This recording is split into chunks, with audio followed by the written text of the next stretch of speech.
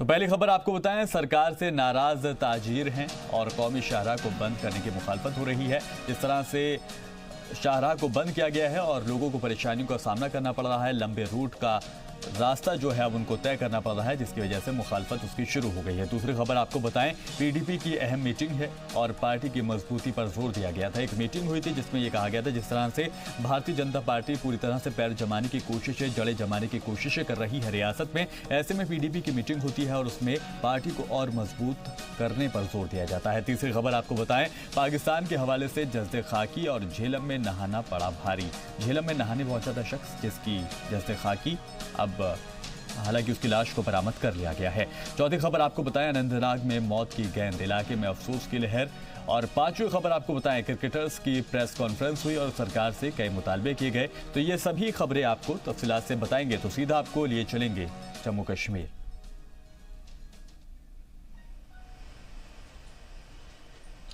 बहुत बहुत शुक्रिया शफान। नाज़रीन, श्रीनगर स्टूडियो से बराह रास्त आप सभी का इस्तकबाल है। अभी तक की 5 अहम खबरें। लगातार रियासत जम्मू कश्मीर में ताजिर अंजुमनों का एहतजाज। पारिमपोरा फ्रूट मंडी में कौमी शहरा पर चल रहे ट्रैफिक पर ज़बरदस्त लोग मुश्तिल हुए, एहतजाज किया और कहा कि एहतजाज की नौबत सिर्फ इसलिए आन पड़ी कि कौमी शहरा पर ट्रैफिक के हवाले से सरकार के जो बयानात हैं वो इंतहाई हौसला अफजा नहीं है।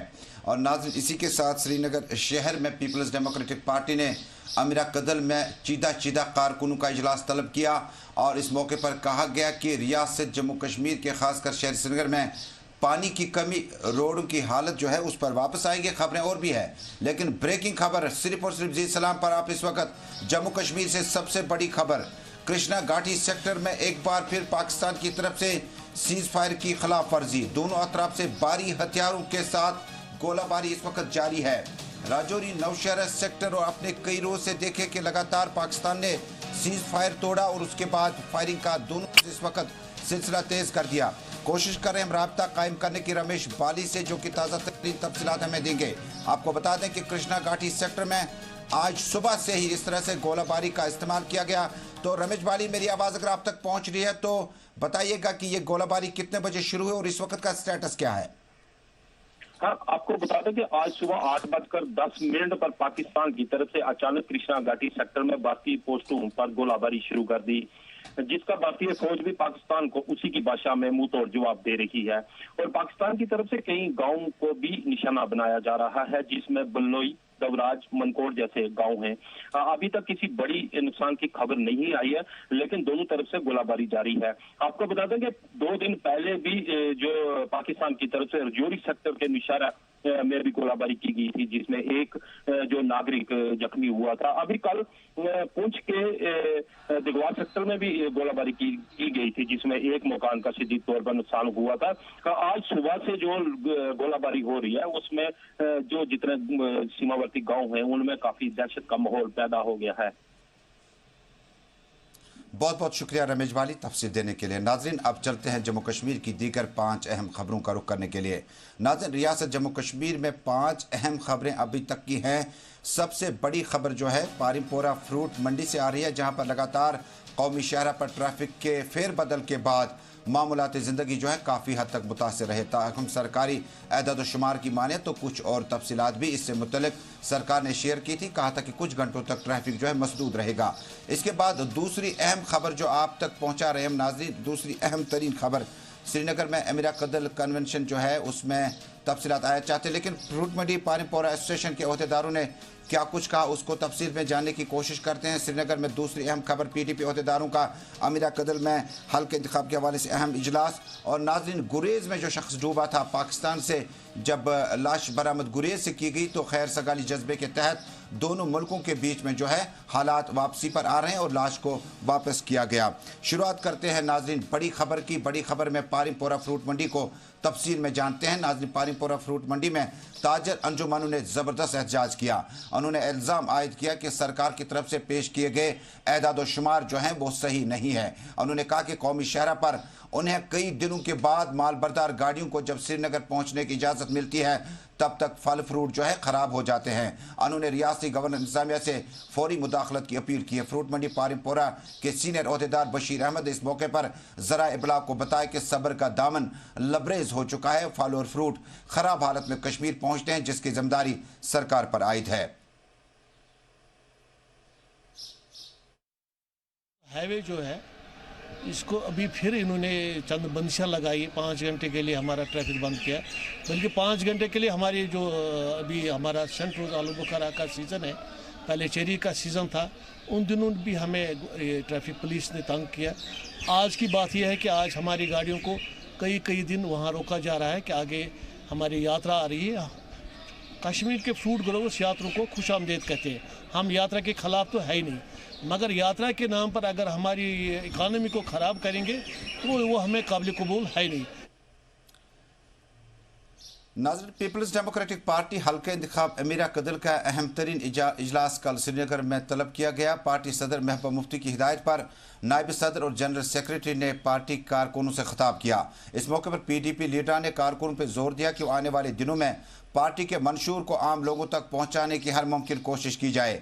वाज़ेह रहे कि रियासत जम्मू कश्मीर में पीपल्स डेमोक्रेटिक पार्टी और भारतीय जनता पार्टी का अलग होने के बाद ये मीटिंग का सिलसिला लगातार जारी। आज हल्का इंतखाब बटमालू में PDP सदर महबूबा मुफ्ती तकरीर करेंगी। ताहम इससे कबल कल हैदरपोरा में इस अहम मीटिंग के दौरान पार्टी के जनरल सेक्रेटरी ने कहा कि रियासत जम्मू कश्मीर में मौजूदा गवर्नर इंतजामिया में लोग पानी की बूंद बूंद के लिए तरसते हैं। उन्होंने हवाला दिया कि सड़कों की हालत इंतहाई नागुफ्ता बह है। ताहम उन्होंने पार्टी कारकुन पर जोर दिया कि पार्टी को मजबूत तर करने के लिए घर घर पार्टी के मंशूर को पहुँचाने की हर मुमकिन कोशिश करें।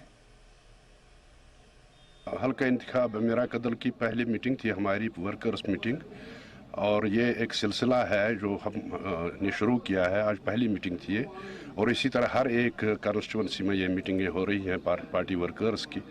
इसको पार्टी को रिवाइव करने की ज़रूरत है और हम ये चाहते हैं कि ग्रास रूट लेवल पर पार्टी को मजबूत किया जाए। इस सिलसिले में आज हमने ये मीटिंग बुलाई थी। नाज़रीन, दोनों मुल्कों के बीच में भले ही ताल्लुकात इंतहाई तलख दौर से गुजर रहे हों, लेकिन खैर सगाली जज्बे के तहत इंडियन आर्मी ने उस लाश को बिलाखिर वापस पाकिस्तानी फ़ौज के हवाले किया जो कुछ दिन कबल पाकिस्तान के दरियाई किशन गंगा से होते हुए गुरेज पहुँच गया था। तालिब इल्म के हवाले से बताया जाता है कि वो स्कूल से लौटने के बाद पानी पीने के बहाने किशन गंगा दरिया के नज़दीक पहुँच गया। पाँव फिसलने से तकरीबन नाले में चला गया। उसके बाद लाश जो है उसे गुरेज में नज़दीक में पाया गया, जिसके बाद उसे फौरी तौर पर अस्पताल पहुंचाने की कोशिश की गई, जहां डॉक्टरों ने उसे मुर्दा करार दिया। तब पाकिस्तानी अफवाज ने 2 दिन लाश लेने से साफ तौर पर इनकार किया था। उन्होंने कहा कि पहले मरहले में हम लाश को वापस नहीं ले सकते। ताहम लवाकिन के और उनके रिश्तेदारों के मुताबिक लगातार सोशल मीडिया पर प्रोटेस्ट करने के बाद दोनों ममालिक के आला सतही अफवाज की मीटिंग हुई, जिसके बाद खैर सगाली जज्बे के तहत हिंदुस्तानी अफवाज ने यह लाश पाकिस्तानी फ़ौज को हवाले की। इस मामले की निस्बत ज़िला तरक्याती कमिश्नर सीनियर सुप्रीम पुलिस की मौजूदगी में कई एक अफसरान की मीटिंग हुई, जिसमें बताया गया कि लाश को वापस देना जमहूरियत की सबसे बड़ी जीत होगी और दोनों मुल्कों के बीच में रिश्ते इससे बेहतर किए जा सकते हैं। आपको बताते चलें कि इससे कबल रियासत जम्मू कश्मीर में बहुत ऐसे इंसिडेंट्स हैं जहाँ पर पाकिस्तान की नदी नालों से बहती हुई लाशों को वापस करने में काफ़ी वक्त लगा था। नाज़रीन, श्रीनगर से ही कल एक कमसिन बच्चा मोमिन फारूक दरियाई जहलम में पाँव फिसलने की वजह से गिर गया और इस बीच मोमिन फारूक को बाजियाब करने के लिए आखिरी कोशिशें जारी हैं।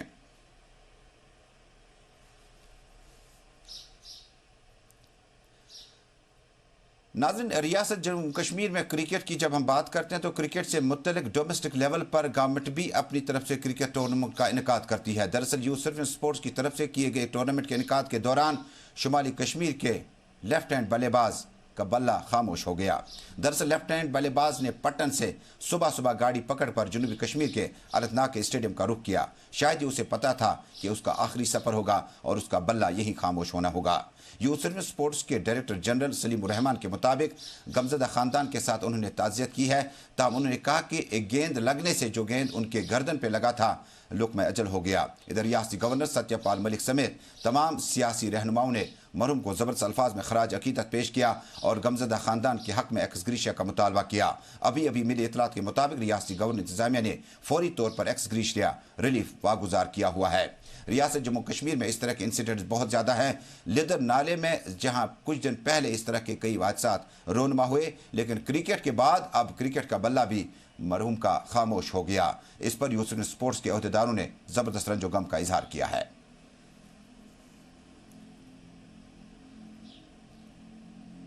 नाज़रीन, अब आपको अहम तरीन खबर देते हैं। नाज़रीन, रियासत जम्मू कश्मीर में क्रिकेट की ही बात करते हैं। आज के सलाम कश्मीर के प्रोग्राम में 5वीं अहम खबर भी क्रिकेट से जुड़ी है।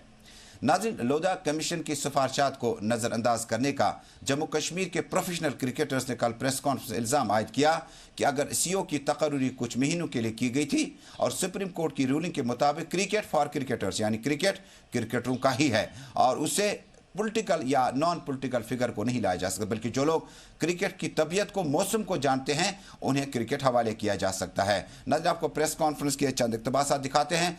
परवेज़ कैसर के साथ साथ अब्दुल क़य्यूम और सीनियर क्रिकेट जो कि प्रोफेशनल क्रिकेट रह चुके हैं, उन्होंने प्रेस कॉन्फ्रेंस में कहा अगर क्रिकेट को बचाना है तो इंतखाबात को फौरी तौर पर क्रिकेटरों के हवाले करना होगा। इधर डाइस पे बैठा देख रहे, जो मेरे साथी यहाँ बैठे, हम सारे फॉर्मर फर्स्ट क्लास क्रिकेटर हैं जिनने स्टेट के लिए क्रिकेट खेला है, डिफरेंट कैपेसिटीज़ में स्टेट में काम किया है, एसोसिएशन में काम किया है, बीसीसीआई में काम किया है। हम यहाँ पर कोई एसोसिएशन बना के नहीं आए हैं। हम यहाँ पर सिर्फ क्रिकेटर्स वो आए हैं जो क्रिकेट के लवर्स हैं, गेम के लवर्स हैं और चाहते हैं कि गेम हमारी स्टेट में भी वैसे ही डेवलप हो जैसे बाकी स्टेट्स में होती है।